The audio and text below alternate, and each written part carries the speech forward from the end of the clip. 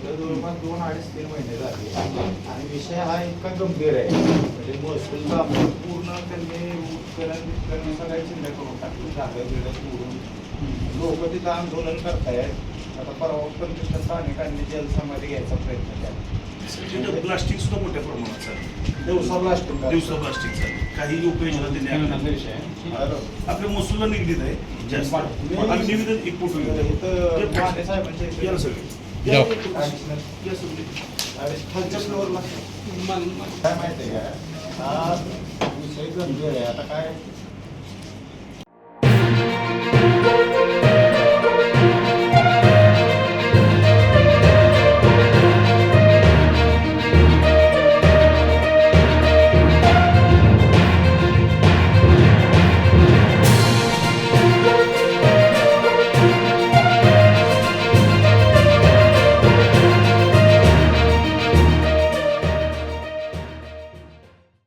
जिल्हाधिकाऱ्यांना आणि पोलीस प्रमुखांना एक तार्किक प्रकल्पाबद्दल अडाणीचा प्रकल्प आहे त्यासंबंधी आम्ही पत्रव्यवहार केलेला होता.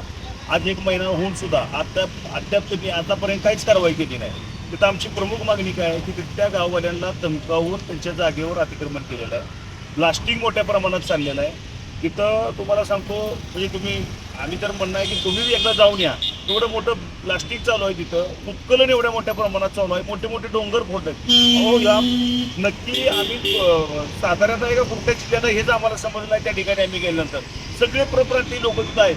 काय चाललंय कुणाला कुणाचा वेळ नाही आणि मोठ्या प्रमाणात त्याच्यामध्ये महसूल पाठी त्यांना साथ देते असं आम्हाला निदर्शनास आलेलं आहे. आम्ही 1 महिन्यापूर्वी पत्र दिलेलं आहे. त्यांनी अद्याप कारवाई केली नाही. आता दुसरं आम्ही पत्र दिलेलं आहे.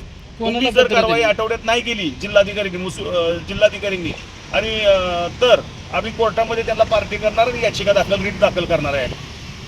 आता जर तुमची मागणी जर मान्य नाही झाली रस्त्यावर उतरून लोकशाही मार्गाने आंदोलन करणार आणि लोकशाही मार्गाने आंदोलन करूनही नाही मिळत नसेल तर ठोकशाही पद्धतीने आंदोलन करण्यात येणार आहे.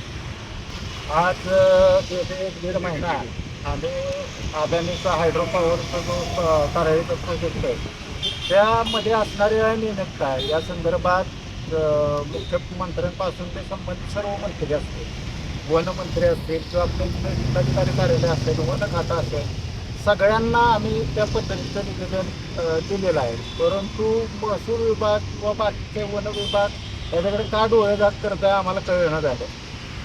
गोष्ट प्रचंड झाडांची कत्तल केलेली आहे.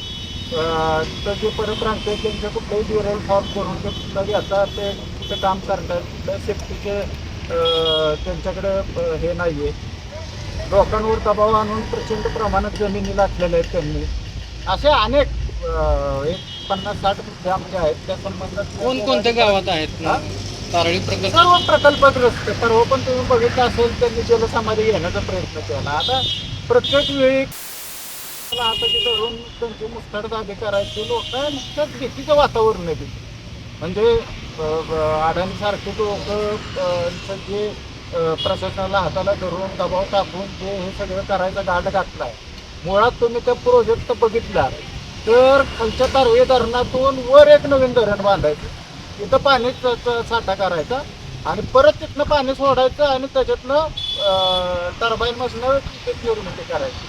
म्हणजे ते पाणी लिफ्ट करणं किंवा बाकीचं करणं प्रकल्पाचा खर्च बघता हा सगळा सर्वसामान्यांच्या छाताडावर दगडच आहे, परवडणारच नाही. आणि हा प्रकल्प करायचा घाट का शासनानं करला हा आमचा प्रश्न आहे. येत्या काही दिवसात आम्हाला जर या संबंधित न्याय नाही मिळाला तर आम्ही कोर्टात हरित लवादाकडे याचिका दाखल करणार आणि रस्त्यावर करून आंदोलन करणार.